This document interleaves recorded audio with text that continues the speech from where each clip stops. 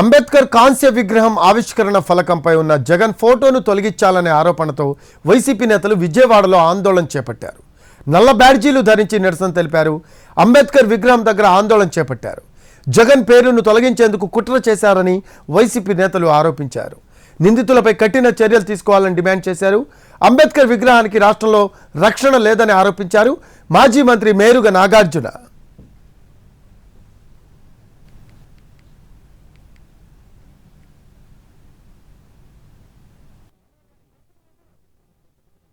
మంది అండ చూసుకొని దానిని పడగొట్టాలని, ఆ విగ్రహాన్ని డిస్టర్బ్ చేయాలని, మరి లైట్లు ఆపి సెక్యూరిటీని పక్కన పెట్టి దుశ్చర్య చేయటం అనే దాన్ని ఖండిస్తూ ఉన్నాం.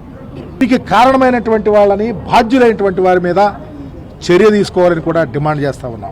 అంబేద్కర్ గారిని ఇక్కడ పెట్టాలన్న ఆలోచన లేకపోయినా కొంతమంది ముఖ్యమంత్రుల చేతిలో మేము తేలికగా అవహేళన పొందినటువంటి పరిస్థితి కూడా ఈ రాష్ట్రంలో చూసాం. చివరికి మా కులాల్లోనే పుట్టకూడదన్నటువంటి రాజకీయ నాయకులు ఈరోజు